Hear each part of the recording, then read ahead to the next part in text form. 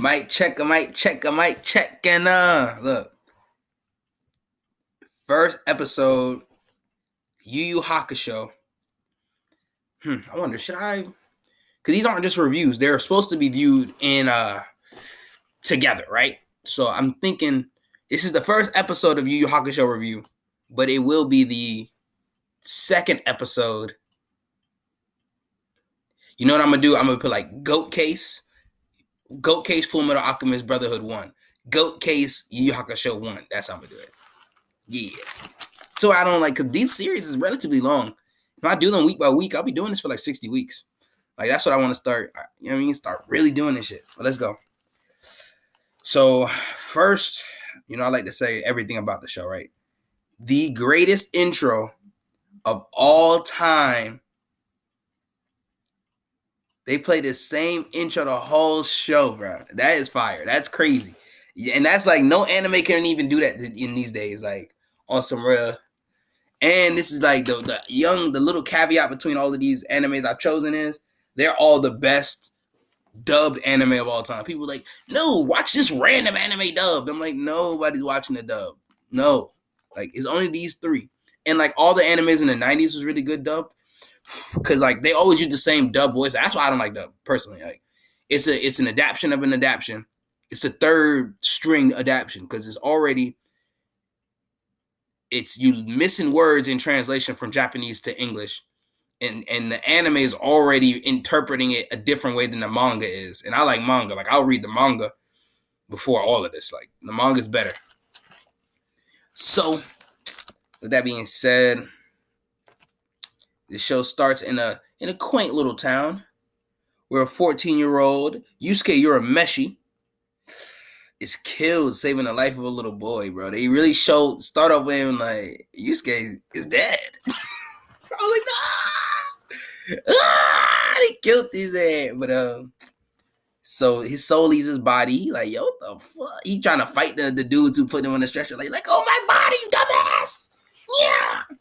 Yusuke's fired because Yusuke's one of the only protagonists that can really get his cursing off. He says some lines in his bit that is hilarious. I'm like, yo, this nigga really, he's called him a toddler bitch. Yo, Earp the toddler bitch. That nigga, I'm gonna shove that pacifier down your throat. Yusuke is a wild man. I love Yusuke. Might be my favorite protagonist because he's just wild. Like, no protagonist can ever get that type of personality. Like, he's not. He's supposed to be a street punk, but he's not. He's really like a good kid. He just didn't have any type of guidance, so that's why he ran to like beating people up because that's where he felt at home. Is when he had his fist in somebody's face.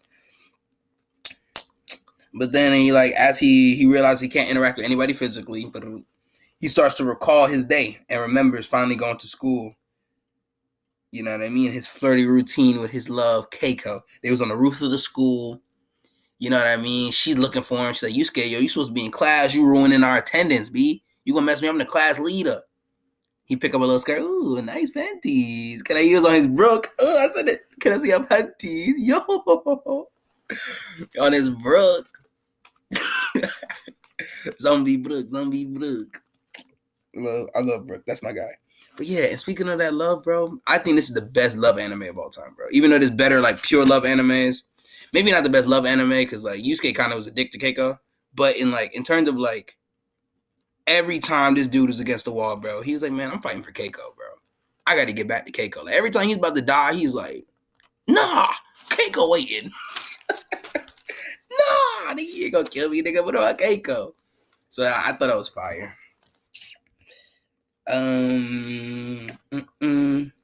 So yeah, after she gets Ryusuke, she smacked him up. Don't look at my panties. Smacked his ass up. Then the girls in the school was talking about the rumors or about Yusuke, right? Like, it shows how the perception of Yusuke is, right? And they're all like, yeah, like he's a murderer, okay, go stay away from him. Yeah, I heard Urameshi, he beat up about 30 guys with his left pinky toe. And they're still in the hospital. I'm like, yeah, just dumb stuff like that. And Keiko's like, bro, like Yusuke don't even use his pinky toe, or something like that. Pretty much, that's the gist. Like, she knows him, and they gonna tell her, how are you gonna tell us? I think we would know. I'm like, I think you wouldn't. I was just talking to this nigga. crazy. That was like, that showed me like, right, y'all wow, bro. Y'all wow. Yeah. Okay, so folks are using Yusuke's name for clout. Like this whole episode is showing who Yusuke is, bro. If you really look at it, and it's showing like how he viewed himself, how the people around him viewed him, and how like the school at large, like his town viewed him. Like Yusuke was kind of an urban legend in his town. Like he kind of was the man in his little, you know what I mean? I wish I could remember the name of his, I don't know the name of his town. Like the only town I know for real in anime is like Katakura Town. Isn't that like Yusuke's? I mean, not Yusuke. That's where Ichigo's from. Cause the fake Katakura Town arc. That's the only reason I remember that. But yeah, so folks is trying to cloud up on his name. They was talking about you know what I mean? It was like, yeah, something about like somebody was bullying him, but then he was like, yeah, I told him like, yo, you're Meshi, my brother, and if you touch me again, he gonna bop you up. And he's like, you're Meshi? No. And they ran off. They scurried off. They ran off on the plug twice. You know what I'm talking about? But then it's like, as he's what's the name? Yusuke hears these scumbags clouting up off him, so he walk up behind him like, you did what? Who's your brother? And they're like, oh, you're Meshi. Oh. And it was like the wallet. Like that's what he did. He wasn't getting bullied, but he was trying to be a bully. He used Yusuke's name to get somebody's wallet. You know what I mean? He jugged their wallet. He's like, give me your wallet or I'm gonna tell you a Meshi, which is crazy. You gonna tell somebody else to rob me if you don't rob me right now? That's weird to me. But he was like, all right. So Yusuke came up and he's like, man, what are you talking about? He grabbed him by his chest like, what? What? And he had his wallet in his hand, and then the scumbag, first scumbag of the series, I'm putting his picture in there too, Mr. Yuamoto. Mr. Yuamoto, bro. He is the epitome. Everybody had that teacher. Everybody had a Mr. Yuamoto who just was a dickhead for no reason. And maybe he wasn't dogging you out, but he was always treating that one student who might have been a class clown like he had no future. Like, that's not right. It's not your place as a teacher to say that. Because when you say that to that student, it just reaffirms any doubt they have in themselves, bro. As a teacher, you're supposed to uplift your students, bro. You're already teaching them a trash-ass curriculum. The least you can do is give them some type of spirit. What the fuck? So basically, Yuamoto was like, you're a Meshi, he's trying to rob you. I don't even know how to get the Yuamoto voice off, but yeah, basically, he tried to, pin a robbery on Yusuke. He hit this weird growl. Fuck wrong with him? He was like, so wrong with Yuamoto. I swear, Yuamoto used to get bullied. And it probably was Yusuke daddy. He saw that you're a Meshi. You're a Meshi. You ain't know what to do. He's I'm gonna torment this nigga. But then the good principal, Mr. Takanaka. I rock with Mr. Takanaka. I feel like he's a good dude. Especially later on this episode, I'll be like, yo, I'll be tears with him. Yo, Takanaka. He's a good guy. But basically, he was like, yo, he wants to make Yusuke more productive. He's like, yo, I see you have like a, you got potential, Yusuke. You're a great kid. You're not dumb. You just act dumb. Yusuke like, yeah. And he shows it. Like, he shows how smart, how clever he is when he don't want to, when he wants to be, right? So, but he's grabbing his ear. You're going to class now. He's like, man. And he popped the ear off. It was a fake ear. He's like, oh. He's losing his mind. He's like, it's a fake ear, man. Don't have a heart attack. Cared about his teacher, even though he don't care about his teachers. Dipped off on his ass.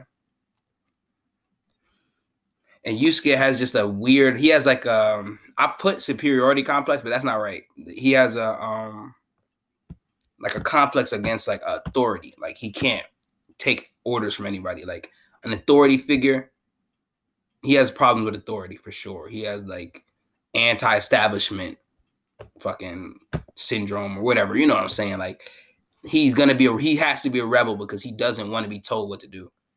Then he goes back to his cribbo. His mom is a drunk. And she was laying down. It was like 2 PM. He's like, yo, you're still in bed? You couldn't believe that. I'm like, I feel you, Duke. I mean, I don't feel you on that. My mama is a shining light. But I feel Buddy on like, dang, bitch, like it's 2:30, man. She's like, why are you not in school? Why are you still drunk? Yo, if your kid can hit you right back like that, and you're like, I guess you're right. You're a horrible parent. But So he's like, yeah, he got up out of there. He really, I mean, he loved his mom, but he's like, damn, like she need to get her life together. And then his favorite punching bag, Kazuma Kuwabara, comic relief legend. That's a meme too. Like these three comic. I try to think of what's the comic release in Full Metal Alchemist Brotherhood, because it's not. They're all kind of comedic. That's the funny thing. There's no specific comedic relief character. I guess in the beginning is Hughes, Maze Hughes. Definitely is comic relief in the beginning. Like that's his only role really, is to be comic relief. Until it's not. But So in this one, he started bopping up Kuwabara. Kuwabara wants to score his first win and counted 166 tries, and he gets handled. Ooh, let me see my Japanese is right. That's I don't remember what. Yeah, I don't remember what. I don't remember what 100 is. Oh, Hyaku Rokuju Roku. 166. Yeah. You might catch me in Japan with your bit, not your man. Okay. He was then he has a bonding experience with this like the little head ad boy. That's why I called him little head ad boy, because he did not listen. And he was like, he walking home, the boy playing with it, he kicking the ball in the street. He's like, yo, what are you doing, little doink? What are you doing? That was supposed to be like, when you get necked, like, I mean, I bought myself, look kind of weird, but yeah, I think what I'm saying. I might throw him, pew, pew, some crazy sound effect. I gotta get my sound effect game up. But yeah, bro, he was like, what are you doing, little jet? What are you doing? And he making funny faces or whatever. Next thing you know, bro, he walking away. He's like, all right. He walking away. He's like, I'm done. Like, you know what I mean? Don't go on the street, little boy. He walking off. He look over the ball in the street. And then little stupid want to go in the street after the ball. Like he made a Teflon or something. Like he got wings on his back or something. Like he the Flash or something. Like it's the middle of the street. This ain't even a sidewalk. Like this ain't a crosswalk.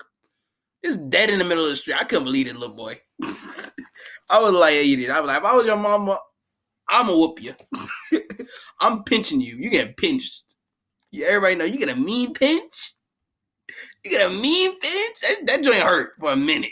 You got pinched. Everybody got pinched. You got pinched. Leave a like. Okay.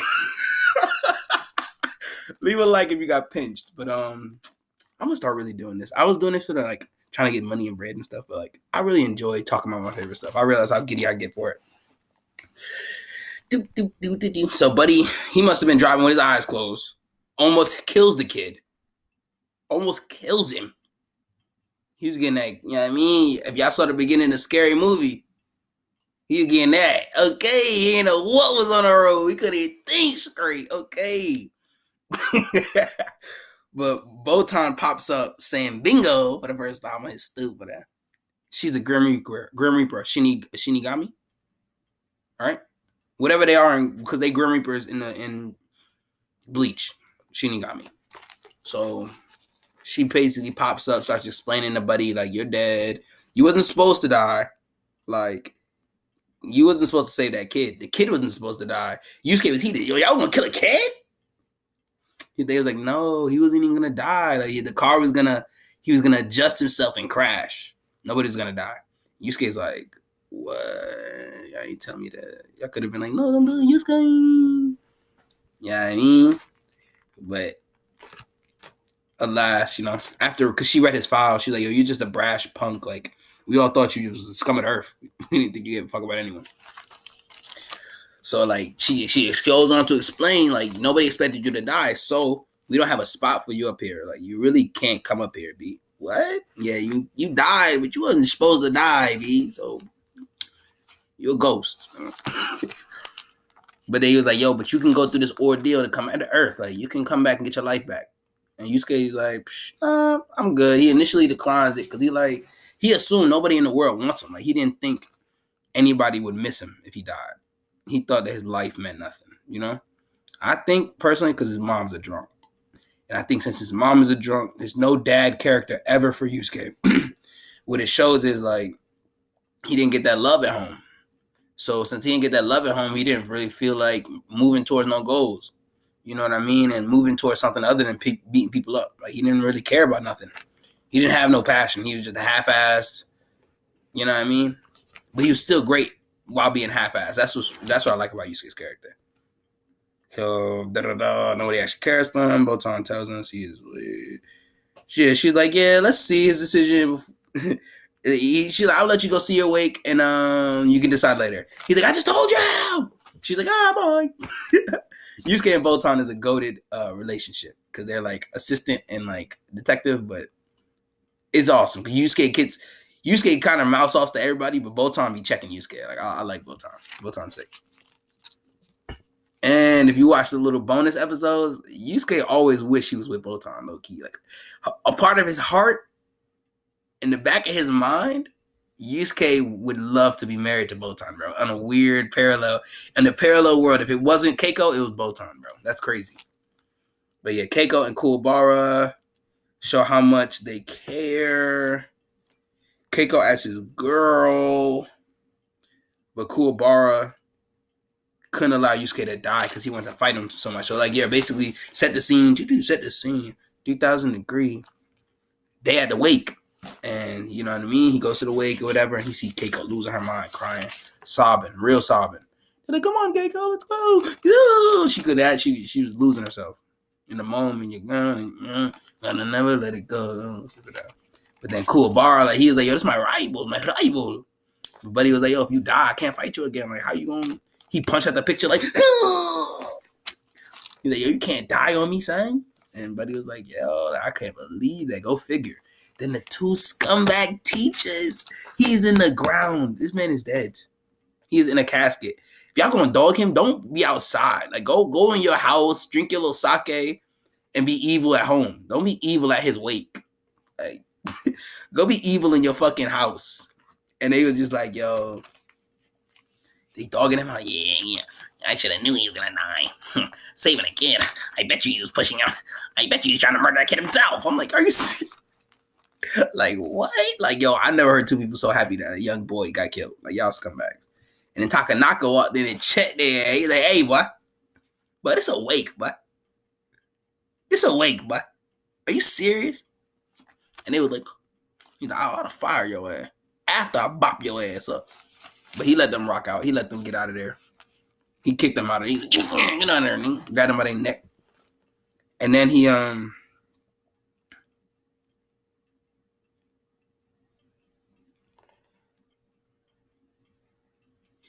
Buddy, like, he was sad. He really saw his potential, right? Takanaka goes and pays his respects. And he was really sad. He's like, dang, Yusuke, you had so much potential in this world, bro. You could have really been anything you wanted to be, bro. Like, you just kept being a punk. And his mother, she was a shell of herself. Understandably, she's sitting there just... She got her little lick, but she ain't even drinking that lick. That's why I'm like, oh, she going through it. She going through it. No, okay. Only reason I can laugh at it is because Yusuke come back to life. So all this is kind of like, okay. No spoiler. Obviously, you come back to life, nigga. How you gonna have a show if you don't come back to life? But, yeah, she was sick. Then the boy that Yusuke saved, with his mother, they come and pay their respects as well at the wake, you know what I mean? And the little boy, he was like, yo, can I play with him again, mommy? And she's like, nah, like, the mom was like, nah, like little dumbass, like, you don't listen, like, you really don't listen, like, if you would have listened, you could have played with Buddy again. You stupid ass boy, like, it's really, you the catalyst to this dumb shit, in my opinion. But he shouldn't. The mom, like, the kid is like 4, I think. He a young jit. So mom's like, no, he can't, sweetie. I'm sorry, sweetie. Like, don't ask dumbass questions. I just don't like that. That was a stupid ass question. But then, but it was supposed to show, like, youth, right? And, like, how ignorant a child is to life and death. And how all kids think they're kind of invincible. Like, you're so innocent and you're so young and you're not supposed to die, really. I don't think young people are supposed to. We all die, right? But it's unrealistic, in my opinion, to expect somebody 4 or 5 years into their lifespan to die. Don't make sense. It don't ever feel right. It's not gonna feel right. It's not supposed to feel right. Like, you at least, I mean, there's no lease, right, with life and death, but you would at least hope that these kids can grow to an adulthood, at least. Like if something unfortunate is gonna happen to you, at least get 25 to 34 years or something in there. You don't want to just 4 years old. Like that's sad. So the episode ends with Botan coming back, taking him to Spirit World, and they're gonna start their deal. This kind of like classic shot of like Botan flying off and Yusuke holding on to the back of her. What's the name? Her like little broom and stuff. And it was epic, man. I absolutely love Yu Yu Hakusho. Excuse me. I just finished watching it, and when I did this series, I'm like, it's part of the GOAT series, so I had to start it right back up again. And it's fun watching these again, like, because now when I'm watching them, I'm not just watching them and gassing up or anything. I'm watching them like with the eye of a critic or with the eye of somebody who's trying to review it. And like in the retrospect, in their review, it's an amazing series. All of these shows are. They wouldn't be in the GOAT conversation if they weren't. So leave a like, a comment, subscribe, hit that notification bell, baby. And yeah, tap in with me, man. Black Karma in the building. Yeah.